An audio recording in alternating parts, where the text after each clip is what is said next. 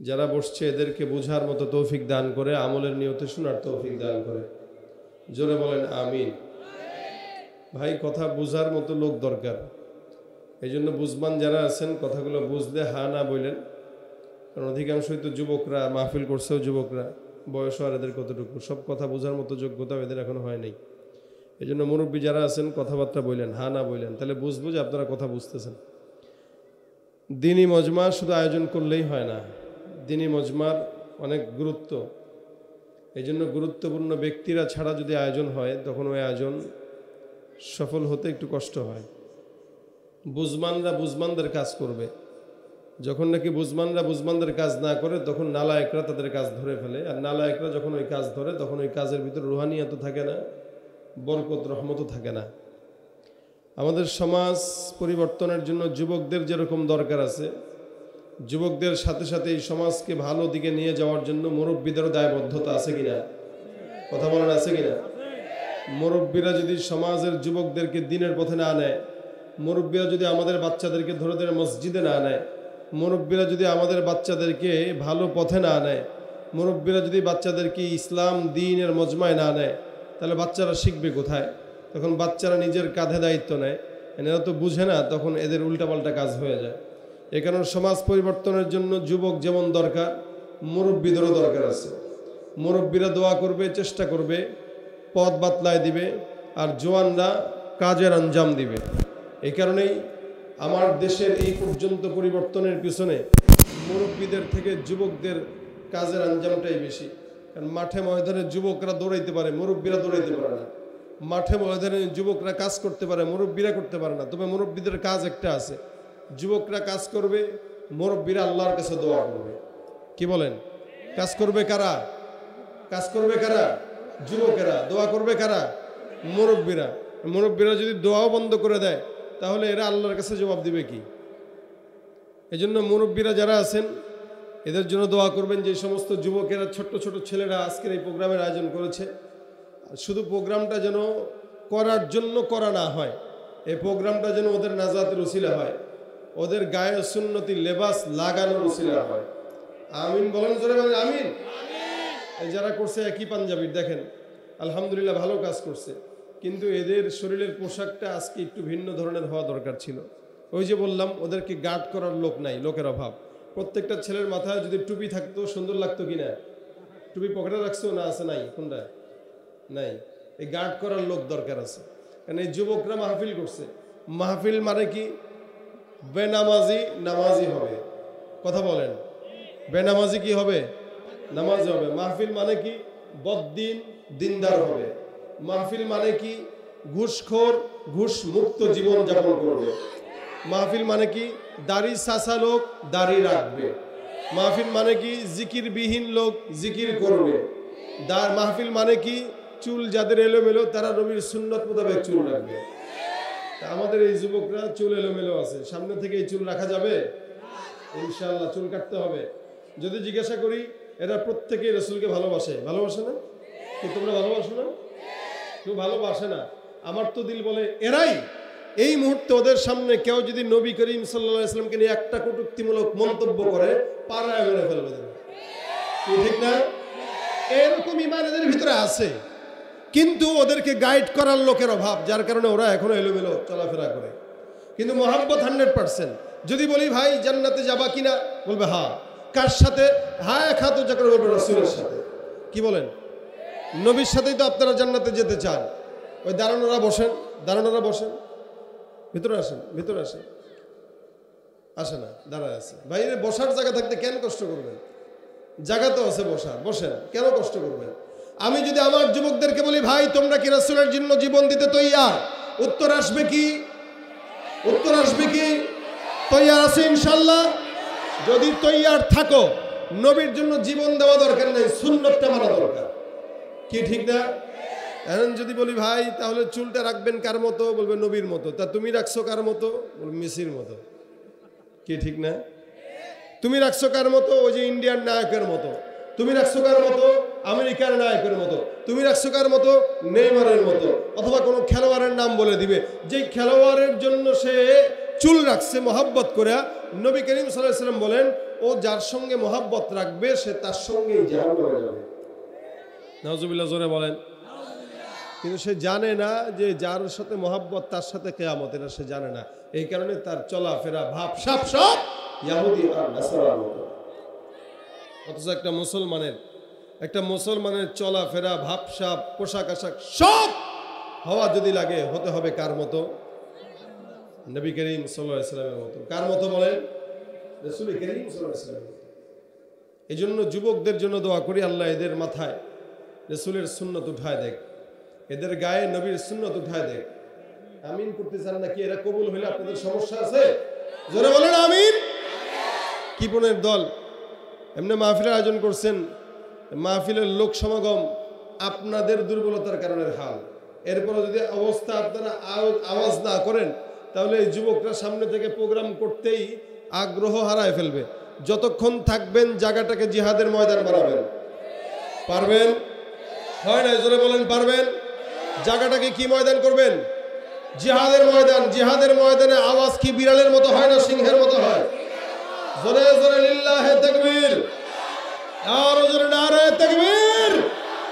আল কোরআনের সৈনিক আমি, নেই তো কোনো ভয়, এক আল্লাহর গোলাম আমি, এই তো পরিচয়। ঠিক কিনা? আল কোরআনের সৈনিক আমি, নেই তো কোনো ভয়, এক আল্লাহর গোলাম আমি, এই তো পরিচয় আমার, এই তো পরিচয়। এই পৃথিবীর সবই নকল, এই পৃথিবীর সবই নকল, আসল কিছুই নয়, এক আল্লাহর গোলাম আমি, এই তো পরিচয় আমার, এই তো পরিচয়। ঠিক কিনা? গোলামি করবো কার? আওয়াজ দেবো কার জন্য? প্রত্যেকটা যুবক আওয়াজ দিয়া লিল্লাহে তাকবীর, নারায়ে তাকবীর। আল কোরআনের আলো ঘরে ঘরে, এটা একটু মডিফাই হওয়া দরকার। অনেকদিন ঘরে ঘরে বলছেন, এখন বলেন দিলে দিলে। বলেন আল কোরআনের আলো কোথায় কোথায় জ্বালো। দিলে জ্বালা দরকার, কারণ ঘরে আছে কোরআনের আলো, ঘরে আছে সবার। কোরআন তাকে রাখা আছে না নাই? কথা কয় না। পড়ার লোক আছে নাই? রেখে দিছে কোরআন, পড়ে না। সারা বছরে একবারও কোরআন খুলেও দেখে না। টিভি ঢেকে রাখার কাপড় থাকে, কোরআন ঢেকে রাখার কাপড়টাও জুটে না। কোরআন ঘরে, আমার ঘরেও আছে, আপনার ঘরেও আছে, কিন্তু নিজের দিলে নাই, যার কারণে ঘরে কোরআন থাকা সত্ত্বেও দাঁড়িয়ে রাখতে পারি না। কথা কয় না। কোরআন ঘরে আছে, সুন্নাত মানতে পারি না। কোরআন ঘরে আছে, ঘুষ ছাড়তে পারি না। কোরআন ঘরে আছে, সুদ ছাড়তে পারি না। কোরআন ঘরে আছে, পর্দা করতে পারি না।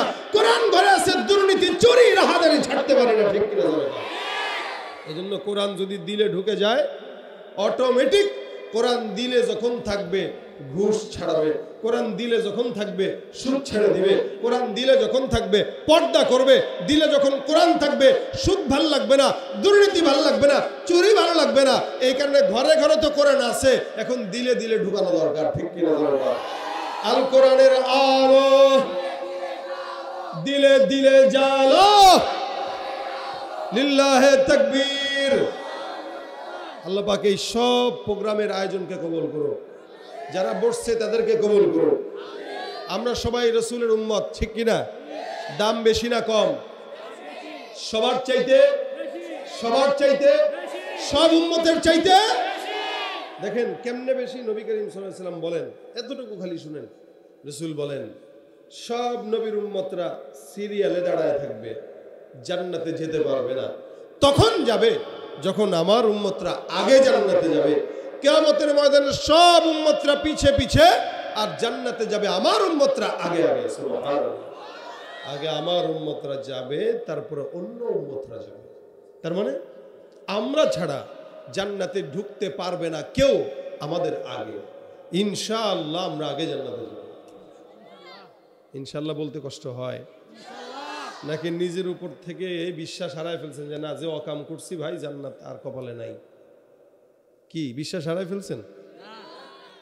আপনার গুনাহ থাকতে পারে, এটা মাথায় রেখেন। আপনার গুনাহ থাকতে পারে, আমার গুনাহ থাকতে পারে, কিন্তু আল্লাহ পাকের দয়া শেষ হয় নাই। দয়া আছে না নাই? সবার আগে আমরা যাব ইনশাআল্লাহ। আর যদি নাই যাইতাম তা আল্লাহ পাক কেন আমাদেরকে দিনের প্রোগ্রামে বসাবে বলেন? শেষ জামানায় আসছি, ফিতনার জামানায় থেকেও আল্লাহ পাক আমাদেরকে এখনো দ্বীনের সাথে সম্পৃক্ত রাখছেন, এটাই বোঝা যায় যে আল্লাহ পাক আমাদেরকে ভালোবাসেন। ইনশাআল্লাহ নবী করিমের উম্মত অনুযায়ী আমরা জান্নাতে যাব। আল্লাহ পাক বলেন, সব নবীদের মধ্যে আমি আল্লাহ পাক আখিরি জামানার পয়গম্বর মুহাম্মদুর রাসূলুল্লাহ সাল্লাল্লাহু আলাইহি ওয়াসাল্লামকে সবচেয়ে দামি বানাইলাম। এই নবীটা এমন দামি, এই নবীটা এমন দামি, যেই নবীর ব্যাপারে আমি আল্লাহ পাক কোরআনে অসংখ্য আয়াত নাজিল করলাম। অন্য কোন নবীদের ব্যাপারে এমন কোন আয়াত নির্দিষ্টভাবে বারবার বর্ণনা করি নাই। কিন্তু আমি আল্লাহ পাক রব্বুল আলামিন আখিরি জামানার পয়গম্বর মুহাম্মদুর রাসূলুল্লাহ সাল্লাল্লাহু আলাইহি ওয়াসাল্লামকে এত সম্মানিত করলাম, যার কারণে কোরআনে সূরার মধ্যে ফাতিহা থেকে নিয়ে নাস পর্যন্ত একটা জায়গাতেও আমি আমার হাবিব মুহাম্মদুর রাসূলুল্লাহর নাম ধরে উল্লেখ করি নাই। ভাইরা আমার খুব বুঝবেন, আদম পয়গম্বরকে আল্লাহ পাক নাম ধরে ধরে ডাকলেন, মুসা পয়গম্বরকে নাম ধরে ধরে ডাকলেন, ঈসা পয়গম্বরকে নাম ধরে ধরে ডাকলেন, জাকারিয়া নবীকেও নাম ধরে ধরে ডাকলেন, নূহ নবীকেও নাম ধরে ডাকলেন, ইয়াকুব নবীকেও নাম ধরে ডাকলেন, ইয়াহইয়া পয়গম্বরকে নাম ধরে ডাকলেন, ইউসুফ নবীকে আল্লাহ পাক রব্বুল আলামিন নাম ধরে ডাকলেন। কিন্তু কোরআনে আমার আপনার পয়গম্বর মুহাম্মদুর রাসূলুল্লাহ সাল্লাল্লাহু আলাইহি ওয়াসাল্লাম, আমার পয়গম্বরকে আল্লাহ পাক এত এত মর্যাদা দান করলেন, যার কারণে ফাতিহা থেকে নিয়ে নাস পর্যন্ত একটা জায়গাতেও আল্লাহ পাক আমার পয়গম্বরকে কোথাও মুহাম্মদ বলে নাম ধরে রাখেন নাই। এত মর্যাদা, এত সম্মান আল্লাহ পাক রব্বুল আলামিন রাসূল করিম সাল্লাল্লাহু আলাইহি সাল্লামকে দিলেন, যার কারণে কোনো জায়গায় নাম ধরেন নাই। এ মুসলমান, যত জায়গায় আল্লাহ পাক ডাকছেন আমার আল্লাহ পাক আমার পয়গম্বরকে ডাকেন ইয়া আইয়ুহান নবী। আল্লাহ পাক আমার পয়গম্বরকে হে নবী বলে সম্বোধন করেছেন, আল্লাহ পাক আমার পয়গম্বরকে হে রাসূল বলে সম্বোধন করেছেন। কখনো কখনো ডাক দেয় ইয়া আইয়ুহার রাসূল, কখনো ডাক দেয় ইয়া আইয়ুহান নবী, কখনো নবী বলে ডাকেন, কখনো রাসূল বলে ডাকেন। কখনো আমার পয়গম্বর ঘরের মধ্যে ঘুমানো, আমার আল্লাহ পাক রব্বুল আলামিন রাসূলের দিকে তাকায় তাকায় সুন্দর করে পছন্দ হয়ে গেল, তাকায় আছে সুন্দর করে চাদর মুড়ি দিয়ে আমার নবী ঘুমায় আছে। আমার আল্লাহ পাক চমৎকার করে ডাক দেয়া কয় ইয়া আইয়ুহাল মুজাম্মিল। এখানে আমার আল্লাহ পাক রব্বুল আলামিন মুজাম্মিল বলে সম্বোধন করলেন। কখনো বলেন ইয়া আইয়ুহাল মুদ্দাসসির, কখনো বলেন হামিম, কখনো ইয়াসিন, কখনো তাহা, মা আনজালনা আলাইকাল কুরআনা লিতাশকা। আমার আল্লাহ পাক রব্বুল আলামিন সব জায়গাতে রাসূল করিম সাল্লাল্লাহু আলাইহি ওয়াসাল্লামকে লকব দিয়া ডাকলেন, একটা জায়গাতেও শুধুমাত্র মুহাম্মদ বলে সম্বোধন করেন নাই। যেখানে মুহাম্মদ বলে উচ্চারণ করলেন ওই জায়গাটায় মুহাম্মদের পাশাপাশি আল্লাহর রাসূল শব্দটাও আল্লাহ পাক লাগায় দিছে। যেমন নাকি আমার আল্লাহ বলেন মুহাম্মাদুর রাসূলুল্লাহ, এখানে মুহাম্মদ লাগানো আবার রাসূলটাও লাগানো আছে না নাই? অন্য আয়াতে বলেন মা কানা মুহাম্মাদুন আবা আহাদিম মির রিজালিকুম ওয়ালাকির রাসূলুল্লাহ ওয়ালাকির রাসূলুল্লাহ ওয়া খাতামান নবিয়্যিন। আমার আল্লাহ পাক ডাক দিয়া বলেন আমার পয়গম্বরকে আমি আল্লাহ পাক রব্বুল আলামিন আখিরি জামানার পয়গম্বরের সাথে সাথে আমি আল্লাহ পাক পরিচয় দিয়ে দিলাম, ইনি হলেন আল্লাহর রাসূল। আর ওনার 2 নম্বর পরিচয়, ইনি হলেন আখিরি নবী, তারপরে আর কোন নবী আসবে। আমার পয়গম্বরের পর আর কোন নবী আসার সম্ভাবনা নাই। পরিচয় আমার আল্লাহ পাক রব্বুল আলামিন দিলেন। কোন নবীর বেলায় আল্লাহ পাক রব্বুল আলামিন এই কথা উল্লেখ করেন নাই আমি নিজে আমার পয়গম্বর অমুকের উপর দরুদ পড়ি, তমুকের উপর সালাম প্রেরণ করি। কিন্তু আপনার আমার পয়গম্বর মুহাম্মদুর রাসূলুল্লাহ সাল্লাল্লাহু আলাইহি ওয়াসাল্লামকে এত পরিমাণে মর্যাদা দান করলেন, যার কারণে আল্লাহ পাক বলেন রাসূল আমি আল্লাহ পাক জমিনের মধ্যে তোমাকে এত মর্যাদা দান করলাম, সম্মান দান করলাম, যার কারণে আমি নিজেই ঘোষণা করলাম ইন্নাল্লাহা ওয়া মালাইকাতাহু ইউসাল্লুনা আলান নবী ইয়া আইয়ুহাল্লাযীনা আমানু সাল্লু আলাইহি ওয়া সাল্লিমু তাসলিমা।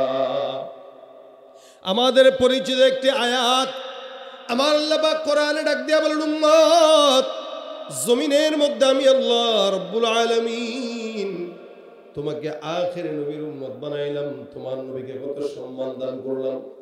তোমার নবী এমন দামি নবী, আমি আল্লাহ পাক নিশ্চয়ই সুন্দর করে আমি আল্লাহ পাক তার ব্যাপারে আয়াত নিলাম। কি আয়াত নিলাম? ইন্নাল্লাহা ওয়া মালাইকাতাহু, নিশ্চয়ই আল্লাহ আর আল্লাহর সব ফেরেশতার দল ওই আল্লাহ পাক রব্বুল আলামিনের পয়গম্বরের উপরে সালাম প্রেরণ করে, দুরূদ প্রেরণ করে।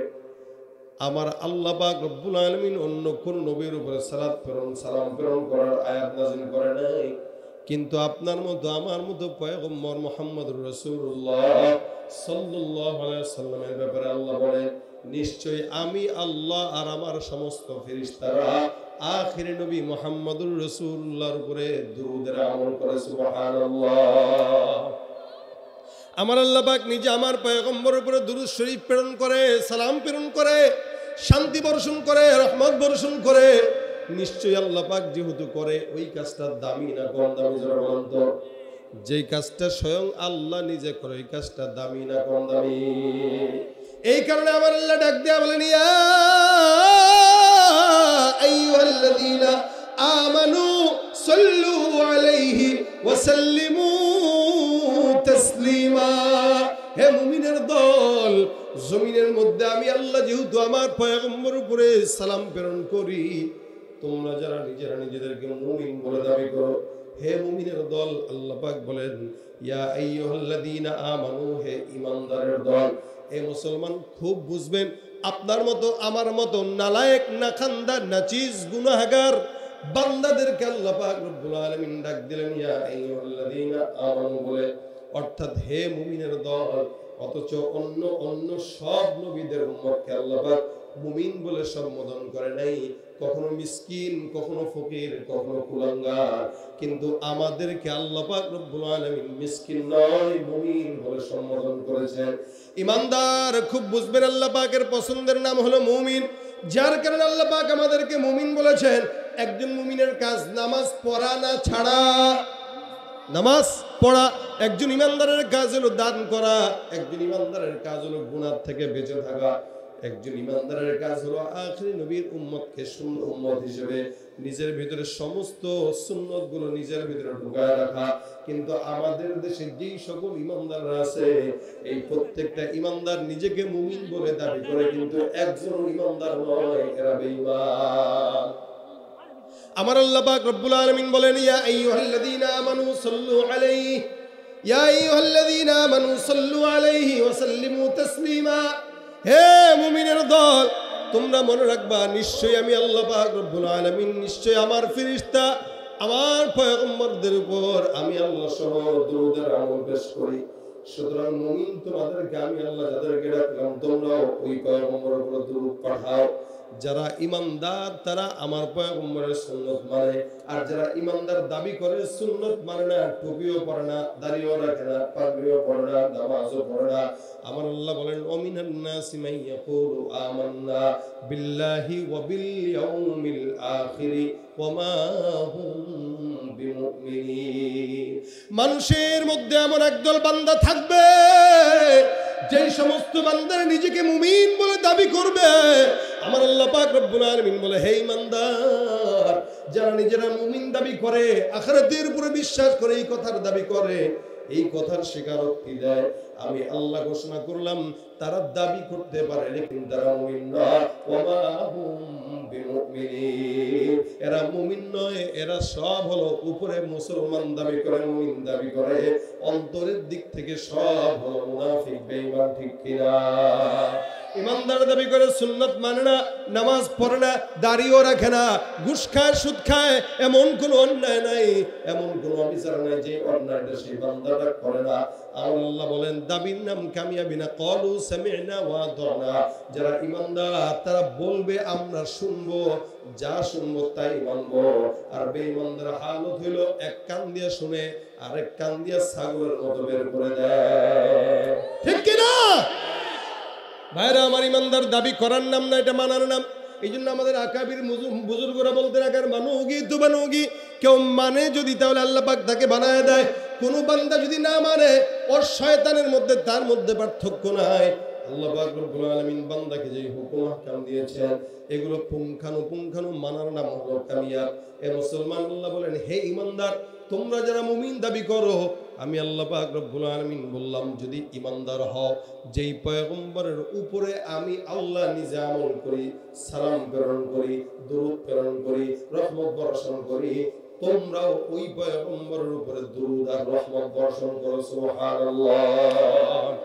আল্লাহ পাক নিজে এই আমলটা আল্লাহ নিজে আল্লাহ পাক করেন, এবং শুধু আল্লাহ একা নয়, আল্লাহর ফেরেশতারা সহ করে। সুবহানাল্লাহ। আমরা তো মনে করলাম শুধুমাত্র উম্মত দাবি করলাম হয়ে গেলাম। না না, উম্মত দাবি করার নাম নয়, এটা মানার নাম। উম্মত দাবি করার নাম নয়, বুঝার নাম। উম্মত দেখা যায় কিন্তু আসলে ভিতরে পয়গম্বরের মহব্বত নাই, সুন্নত নাই। নবীর উম্মত দাবি করে, নবীর আশেক দাবি করে, দাড়ি রাখে না, পাগড়ি পরে না, সুন্নত মানে না, মেসওয়াক করে না। আসলে এরা মুসলমান হতে পারে, দাবি করতে পারে, আশেক দাবি করতে পারে, সুন্নত ওয়ালা দাবি করতে পারে, কিন্তু দাবি করার নামে সাথে সাথে মুসলমান হতে পারে না। কারণ দাবি করানোওয়ালা লোক সমাজের মধ্যে 100-র ভিতরে 90% বেশি, বাকি 10% যারা দাবি করে না কিন্তু আসলে ঈমানদার। আরে ঈমানদার যারা, সুন্নত ওয়ালা যারা, এদের দাবি করা লাগে না, চেহারা দেখলেই বোঝা যায়। দেখবেন বাজারে আম কিনতে যাবেন, আম যখন খরিদ করতে যান, উপরের কালার অথবা ঘ্রাণ, দুইটা জিনিসের একটা জিনিস দেখলে বোঝা যায় আমটা ভালো না খারাপ, ঠিক কিনা? অন্তত রংটা সুন্দর হতে হবে অথবা কালারটা, ঘ্রাণটা সুন্দর হবে। এখন যে আমের কালারও সুন্দর না, ঘ্রাণও সুন্দর না, মাগ না দিলেও তো বুদ্ধিমান মানুষ আম নেয় না। এ মুসলমান সমাজে কতগুলা মানুষ আপনারা বসা, কোন বান্দা যদি নিজেকে ঈমানদার, মুমিন, মুসলমান, সুন্নতওয়ালা দাবি করে, ওই বান্দার ঘ্রাণ আলাদা থাকবে, ওই বান্দার রং আলাদা থাকবে, কালার আলাদা থাকবে। একজন ঈমানদারের কালার কি আল্লাহ পাক বলেন সীমাহুম ফি বুজুহিহিম মিন আথারিস সুজুদ। একটা বান্দার, ঈমানওয়ালা বান্দার রংটা থাকবে, বান্দার চেহারার দিকে তাকাইলেই সিজদার আলাদা নূর বরকত প্রকাশ পাওয়া যাবে। বান্দার সিজদার চেহারার দিকে তাকান, কপালের দিকে তাকাইলেই সিজদার আলামত দেখা যায়, বান্দার চেহারার দিকে তাকাইলেই সুন্নতের আলামত দেখা যায়। এই কারণে বিশ্বাস করেন, বলা লাগে না আমি নবীর আশেক। কোন ঈমানদার যদি আশেক হয়, ওই বান্দা ঈমানদারের চেহারার উপরে সুন্নতের ঘ্রাণ আর কালার দেখা যাওয়া যাবে, ঠিক কি না? নবীর উম্মত দাবি করো, সুন্নাহ মানো না, নবীর অপমানে তোমার হৃদয় কাঁদে না। নবীর উম্মত দাবি করো, সুন্নাহ মানো না, নবীর অপমানে তোমার হৃদয় কাঁদে না। তুমি বিজাতীয় সংস্কৃতিতে সপেছ পরাণ, তুমি বিজাতীয় সংস্কৃতিতে সপেছ পরাণ। তুমি কেমন মুসলমান, তুমি কেমন মুসলমান, ঠিক কিনা? মুসলমান দাবির নাম নাকি মানার নাম? ভাইরা আমার, ঈমানদার দাবি করে আমাদের যুবকদের চেহারার দিকে তাকায় দেখবেন চুলের ডিজাইন ঠিক নাই, প্যান্ট পরছে 14 জায়গায় ছিঁড়া আছে না নাই, সামনেও পিছনে ডানে বায়ে সব জায়গায় ছিঁড়া আর ছিঁড়া। দেখলে মনে হয় ওই টাকার অভাবে প্যান্টগুলো ছিঁড়া পড়তেছে, টাকা মনে হয় নাই।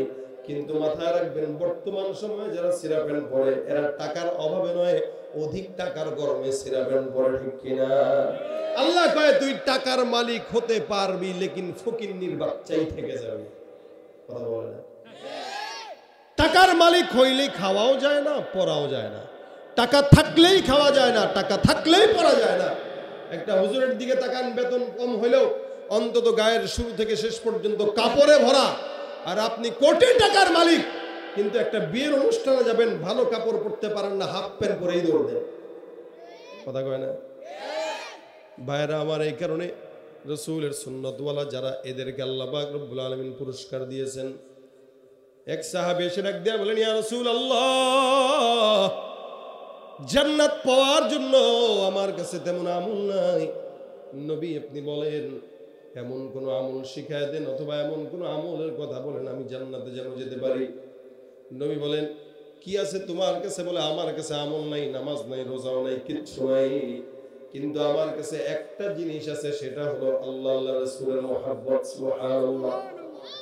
তোমার কাছে কি আছে? বলে, আমার কাছে আল্লাহ আল্লাহ রাসূলের মুহাব্বত আছে। আল্লাহর নবী ডাক দিয়া বলেন, ইন্নাকা মা'a মান আহবাবতা, যার সঙ্গে যার ভাব আল্লাহ পাক রব্বুল আলামিন তার সঙ্গে তাকেই হাসর দান করবেন। সুবহানাল্লাহ। কোন ইমানদার মুমিন যদি পয়গম্বরকে মহব্বত করে, ইনশাআল্লাহ সে নবীর সঙ্গে জান্নাতে যাবে। আর কেউ যদি ডোনাল্ড ট্রাম্পকে মহব্বত করে, তাহলে তার সঙ্গেই জাহান্নামে যাবে। কেউ যদি মোদিকে মহব্বত করে, তাহলে তার সঙ্গেই জাহান্নামে যাবে। কেউ যদি অন্যান্য বিদেশি শত্রুদেরকে মহব্বত করে, ইহুদিদেরকে মহব্বত করে, তারাও ইহুদি নাসারার সঙ্গে জাহান্নামে যাবে। আর যেই ব্যক্তি রিকশা চালায় খায়, চায়ের দোকানদার দিয়ে খায়, অথবা ডিম বেচা খায়, অথবা ঝালমুড়ি বিক্রি করে খায়, ওই ব্যক্তিটার মহব্বত শুধুমাত্র মদিনাওয়ালার মদিনাওয়ালার সঙ্গে থাকার কারণে ওই গুনাহগার ব্যক্তিটা, ওই ইমানদার ব্যক্তিটা, গরিব ব্যক্তিটা নবীর সঙ্গে আল্লাহর জান্নাতে থাকবে। কেন?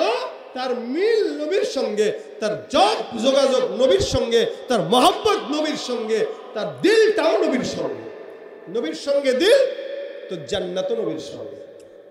এ ভাইরা আমার, নবী করিম সাল্লাল্লাহু আলাইহি ওয়াসাল্লাম বলেন, জান্নাতে যদি আমার পাশে থাকতে চাও, ছোট্ট একটা আমল, বেশি বড় আমল দরকার নাই, ছোট্ট আমল। পয়গম্বর বলেন, আউলান নাসিবি ইয়াউমাল কিয়ামাতি আকসারুহুম আলাইয়া সালাহ। আল্লাহ রাসূল সাল্লাল্লাহু আলাইহি ওয়াসাল্লাম বলেন, হে ইমানদার বান্দা শুনে নাও, জান্নাতে আমি রাসূল যেখানে থাকবো, আমার পাশে একটা ঘর থাকবে, এই পাশেও থাকবে, চতুর্পাশে ঘর। রাসূল করিম সাল্লাল্লাহু আলাইহি ওয়াসাল্লাম মাঝখানে, চতুর্পাশে জান্নাতের অন্যান্য ঘর, অন্যান্য উম্মতদের জান্নাত, সাহাবা কিরামদের জান্নাত। নবী করিম সাল্লাল্লাহু আলাইহি ওয়াসাল্লাম বলেন, আমার পাশের জান্নাতে থাকবে কারা জানো? মনে রাখবেন, আপনার এলাকায় যদি এমপি সাহেব থাকে, অথবা মন্ত্রী মহোদয় থাকে, অথবা কোনো ভালো আল্লাহওয়ালা মানুষ আছে, আপনি তার বাসার পাশের বাসাটায় থাকেন, আপনি কেউ যদি জিজ্ঞাসা করে, চিনেন নাকি অমুক হুজুরে? কয় চিনি তো। কয় কে? আমার এলাকায় থাকে। গর্ব আসে না? আসে না যে হুজুর আমার এলাকায় থাকে? এটা নিয়ে সে গর্ব করে, অমুক চেয়ারম্যান, অমুক মেম্বার, অমুক এমপি আমার পাশের, আমার এলাকায় থাকে। অথবা যদি এলাকার থেকে বেশি গর্ব হয় যদি পাশের বাড়িতে থাকে, অথবা আমাদের 5 তলা বিল্ডিং, 2 বিল্ডিং পরেই আমার মন্ত্রী মহোদয়ের বাড়ি, এমপি মহোদয়ের বাড়ি, অথবা হুজুরের বাড়ি। কেউ জিজ্ঞাসা করলে গর্বের সঙ্গে বলে, হ্যাঁ আমার 2 বাড়ি পরেই এমপি মহোদয়ের বাড়ি। আবার যদি পাশের বাড়িটা হয়, তাহলে তো গর্বটা আরো বেড়ে যায়। কি বলে, আমার পাশের বাড়িটাই হলো এমপি মহোদয়ের বাড়ি, অথবা হুজুরের বাড়ি। আর যদি পাশের বাড়ি না হয়, পাশের ফ্ল্যাট হয়, তাহলে তো কোনো কথাই নাই। মিয়া চিনো, ওই হুজুর যেই ঘরে থাকে, আমি তার পাশের ঘরে থাকি। বলেন তো, এই ব্যক্তিটা ওই হুজুর অথবা ওই মন্ত্রী এমপি মহোদয়কে নিয়ে গর্ব করে কি করে না? কেন? যে আমার পাশে সে থাকে, আমি তার পাশে থাকি। কিয়ামতের ময়দানে আল্লাহ পাক রব্বুল আলামিনের হাবিব বলেন, অসংখ্য উম্মতরা আমার জান্নাতের পাশে থাকবে, তবে কোন ব্যক্তিরা আমার পাশে থাকবে জানো? নবী বলেন, জান্নাতে তুমি আমার জান্নাতের পাশের ঘরে যদি থাকতে চাও, আমি এই ঘরে বসলাম, তুমি যদি এই ঘরে বসতে চাও। রাসূল করিম সাল্লাল্লাহু আলাইহি ওয়াসাল্লাম বলেন, আউলান নাসি বিহি ইয়াউমাল কিয়ামাতি আকসারুহুম আলাইয়া সালাহ।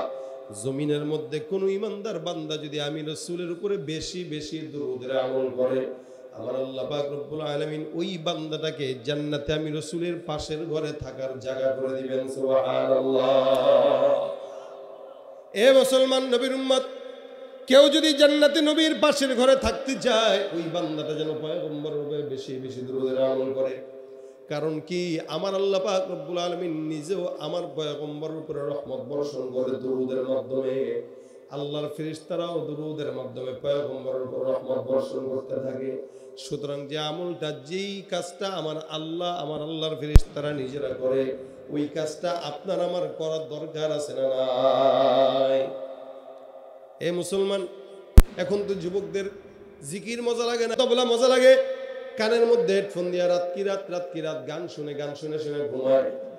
এ মুসলমান, যাত্রা গান, পালা গান, নাটক, মুভি এগুলা মজা লাগে, কিন্তু ওয়াজ মাহফিল, সুন্দর সুন্দর তেলাওয়াত, সুন্দর সুন্দর গজল, এগুলো যুবকদের মজা লাগে না কেন? যৌবনের পাল্লায় পরে বান্দা বারবার গুনাহের দিকে ধাবিত হয়। এই কারণে যখন সময় হয় দুরুদের আমল। অনেক বড় একজন বুজুর্গ আল্লামা শিব্বির রহমতুল্লাহ আলাইহি, সম্ভবত উনি একবার কোনো হজের সফরে গেলেন। যাওয়ার পরে খুব বুঝবেন ঘটনা, মনোযোগ দিয়ে শুনেন। আল্লাহর বান্দাটা তাওয়াফ করতেছে কাবা ঘর। তাওয়াফ করতে করতে একজন যুবককে তাকায়া দেখে।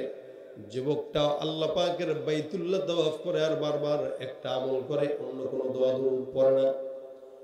ওই যুবকটা বারবার ডাক দিয়ে পড়ে, আল্লাহুম্মা সাল্লি আলা মুহাম্মাদিন নবিয়্যিল উম্মি ওয়া আলা আলিহি ওয়া সাল্লিম তাসলিমা।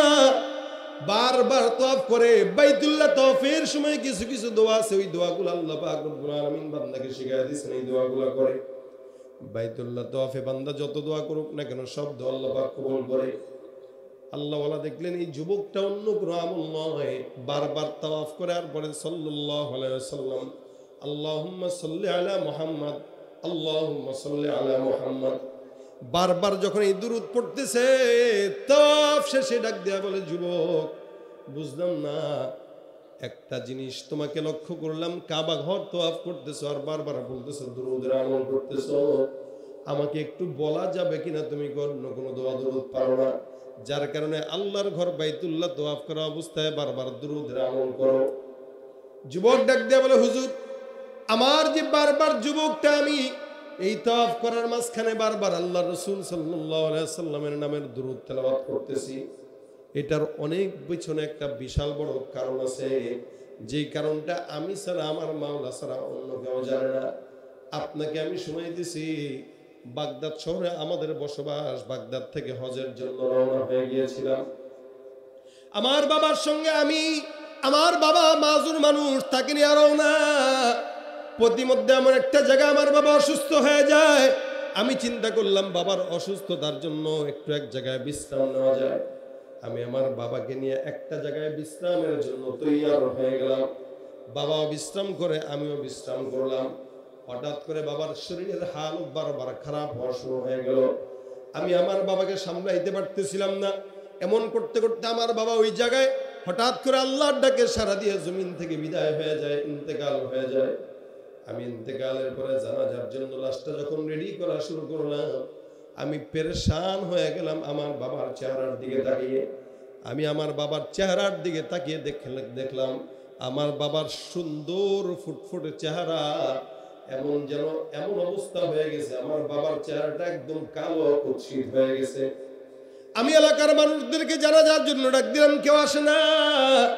সবাই আমার বাবার চেহারা দেখে বিদায় হয়ে যায়, কারণ এরা তো আমাকে চিনেও না, এরা তো আমাকে জানেও না আমি একজন মুসাফির।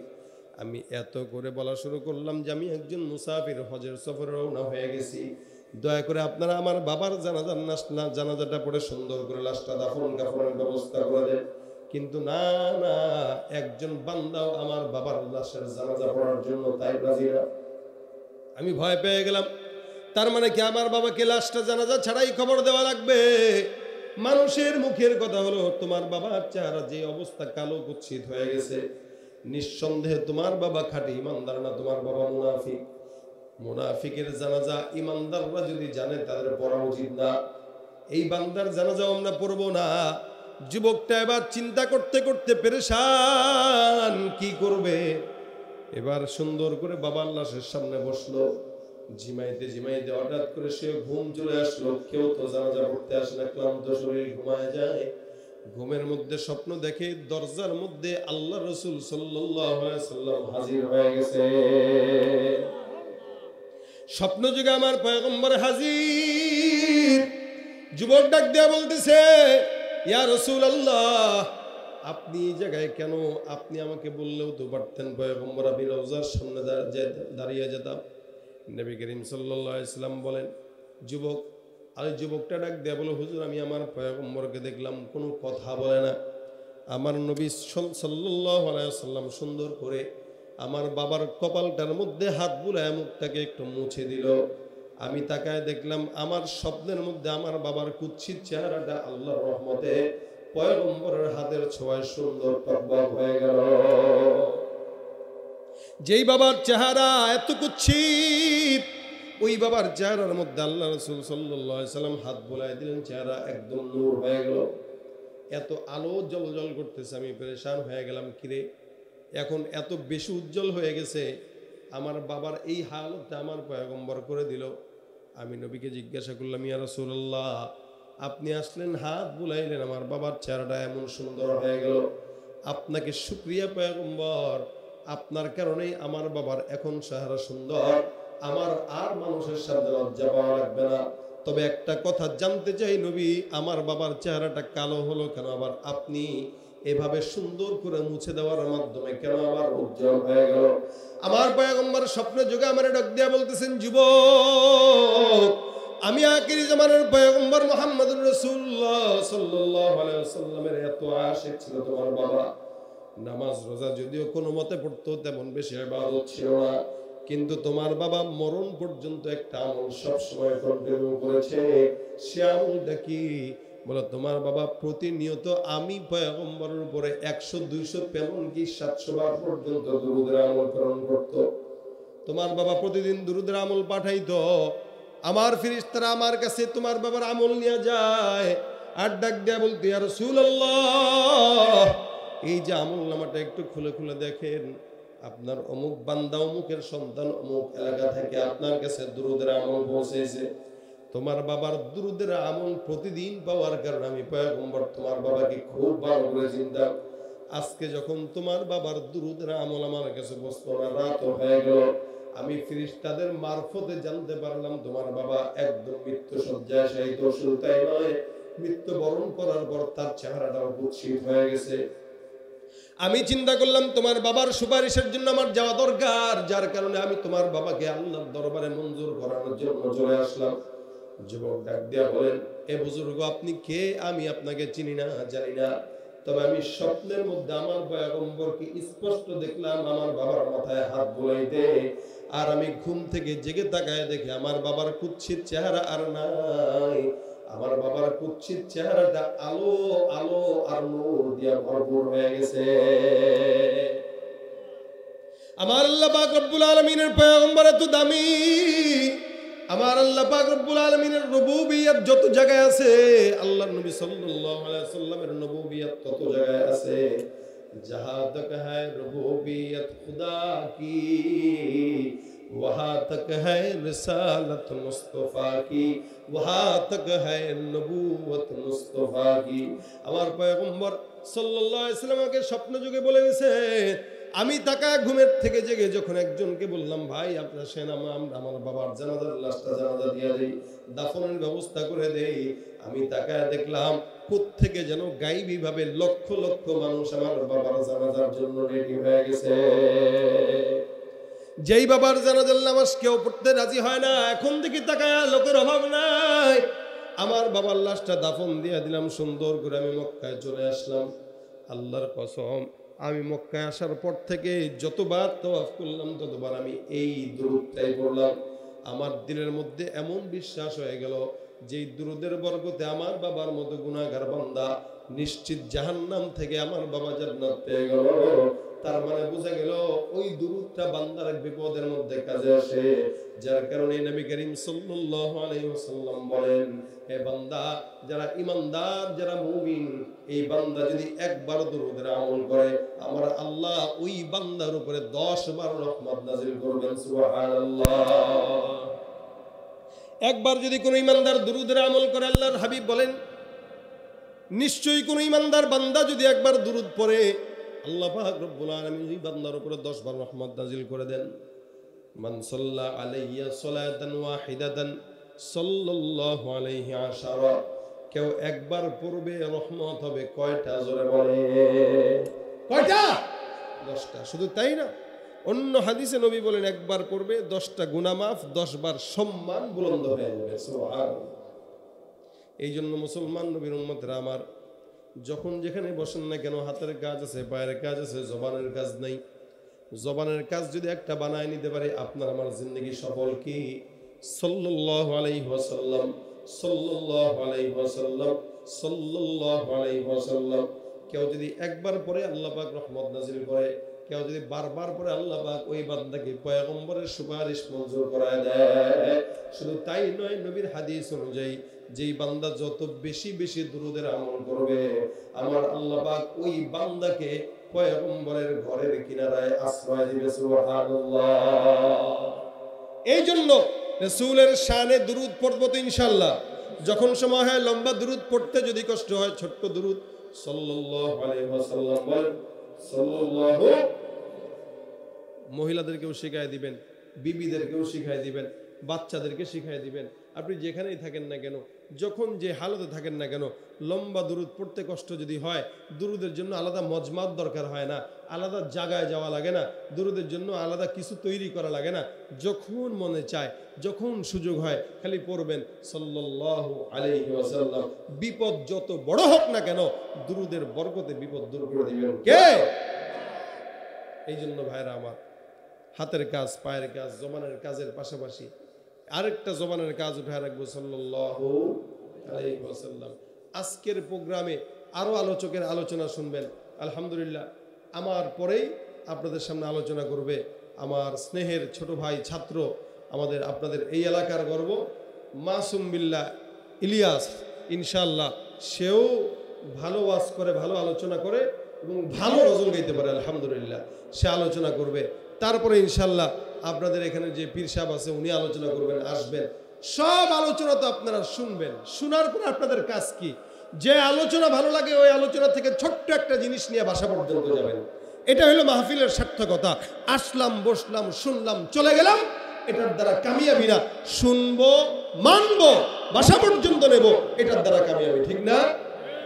এই জন্য আমার কথার থেকে খালি এটা নিবেন, যতক্ষণ থাকবো, যতদিন বাঁচবো, হায়াতের ভিতরে যদি জীবনের বরকত পেতে চাই, তাহলে দুরূদ শরীফ সাল্লাল্লাহু আলাইহি ওয়াসাল্লাম, এটা যদি কেউ জবানে উঠায় নিতে পারেন, ইনশাআল্লাহ আপনাদের টেনশন নাই। আল্লাহ পাক বিপদ দূর করে দিবে, মুসিবত দূর করে দিবে, যা কিছু দরকার সবকিছুর আঞ্জাম দান করবেন। সুবহানাল্লাহ। কারা কারা রাজি আছি হাত তুলে দেখাই করবো ইনশাআল্লাহ। আল্লাহ পাক তৌফিক দান করুন, আমিন। বড় আশা ছিল যাব মদিনায়, সালাম আমি করব গিয়ে, সালাম আমি করব গিয়ে নবীর রওজায়। মনে বড় আশা ছিল যাব মদিনায়, আরব সাগর পারি দেব নাইকো আমার তরি, পাখি নই যে উড়ে যাব ডানাতে ভর করি, আরব সাগর পারি দেব নাই তো আমার তরি, পাখি নই যে উড়ে যাব ডানাতে ভর করি। আমার আশায় আছে সম্বল নাই, করি কি উপায়, মনে বড় আশা ছিল যাব মদিনায়, মনে বড় আশা ছিল যাব মদিনায়। দুরূদ বেশি বেশি পড়বেন, আল্লাহ পাক মদিনায় যাওয়ার তৌফিক দান করবেন। যাওয়ার ইচ্ছা আছে সবার? মদিনা যেতে মন চায়, রাসূলকে স্বপ্নে দেখতে মন চায়? যদি মন চায় আজকে থেকে দুরূদের আমল পড়বো ইনশাআল্লাহ। আল্লাহ পাক আমাদের সকলকে তৌফিক দান করুক, যারা বলেন আমিন। যারা দাঁড়ানো আছেন তারা সবাই একটু ভিতরে বসে যান, যারা দাঁড়ানো আছেন সবাই একটু ভিতরে বসে যান, একটু আগায় আগায় বসেন। এই যে এখানে মাঝখানে খালি জায়গা, একটু আগান, সামনে আগান, আমি কারে বলি হে পিছনে তাকায়, কে যুবক আগাও, তুমি আগাও, পিছনে তাকায়। সবাই আগাইতে হবে, সামনে আগান, আগায় যান, ডান পাশে বাম পাশে আগান, ওই যে পিছনে খালি জায়গা, মুরব্বী একটু আগায় যান, সবাই আগান। আর পিছনের ভাইরা সবাই বসেন, পিছনের ভাইরা সবাই বসেন। কই দাঁড়ানো ভাইরা বসে না কেন? এই যুবকগুলা কই? যুবকরা তোমরা সবাই কোলে নিয়ে বসাই দিবা, তোমাদের কাজ। স্বেচ্ছাসেবক কোলে নিয়ে আলগি দিয়ে বসাই দেবো সবাই। হ্যাঁ, ঢুকেন ভিতরে। ওই যে দাঁড়া রয়েছে, এখন কারে কইলে আমি কথা? বসে না কেন? সামনে আগান, ওই যে খালি জায়গাগুলো পূরণ করেন, সামনে আগান। ইনশাআল্লাহ পর্যায়ক্রমে আলোচকরা আসবে, সবার আলোচনা শুনবেন, সবার আলোচনায় বসবেন। আল্লাহ পাক কার আলোচনায় যে আপনাকে হেদায়েত দিবে এটা বলা যায় না। আমার এই এলাকার যুবকরা কষ্ট করে আয়োজন করেছে, যেহেতু আপনারা যুবকদের জন্য দোয়া করেন, আল্লাহ পাক যেন তাদেরকে বরকত দান করে, যুবকদের এই কাজ, আজকের এই মাহফিলকে যেন নাজাতের উসিলা করে দেয়। সকলে বলেন আমিন। আমরা যেন সকলে আমাদের জবানে নবী করিম সাল্লাল্লাহু আলাইহি ওয়াসাল্লামের দুরূদ উঠাইতে পারি, সেই তৌফিক আল্লাহ পাক দান করুন, বলেন আমিন। ইনশাআল্লাহ এখন আপনাদের সামনে আমাদের সকলের স্নেহের, আপনাদের এলাকার আলোচক মাসুম বিল্লাহ ইলিয়াস সাহেব আলোচনা করবে। কেউ উঠবেন না, আলোচনাও শুনবেন, ইনশাআল্লাহ দামি দামি গজলও শুনবেন। আসসালামু আলাইকুম ওয়া রাহমাতুল্লাহি ওয়া বারাকাতুহু।